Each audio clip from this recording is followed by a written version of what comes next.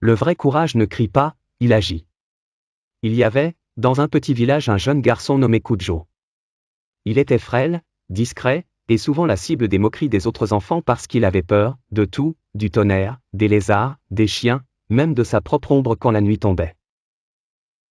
Mais Kujo avait un secret, malgré ses peurs, il rêvait de devenir un héros comme dans les contes qu'il écoutait chaque soir au coin du feu.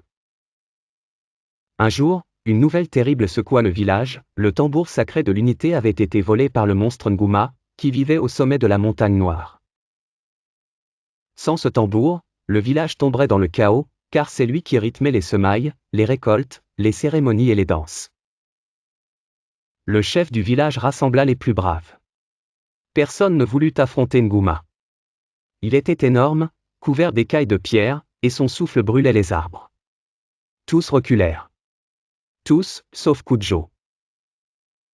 Moi, j'irai chercher le tambour, dit-il d'une voix tremblante mais décidée. Le village éclata de rire. Toi? Tu as peur d'un lézard, et tu veux affronter Nguma?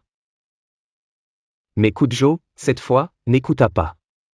Il prit une gourde d'eau, un morceau d'igname et le bâton de son défunt père, ancien chasseur, et s'aventura seul vers la montagne.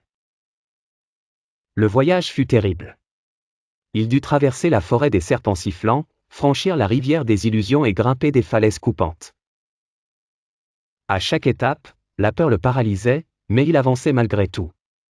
Il se répétait les paroles de sa grand-mère, le courage, ce n'est pas l'absence de peur, c'est avancer même quand tu trembles. Arrivé à la caverne de Nguma, Kujo fut accueilli par le rugissement du monstre. Mais au lieu de fuir, il s'approcha, les mains levées, et dit: Je ne viens pas te combattre, Nguma. Je viens te comprendre.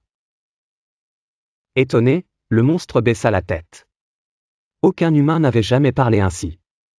Nguma raconta alors son histoire. Autrefois gardien du tambour, il avait été chassé injustement par les anciens du village. Il ne l'avait pas volé par haine, mais pour se faire entendre.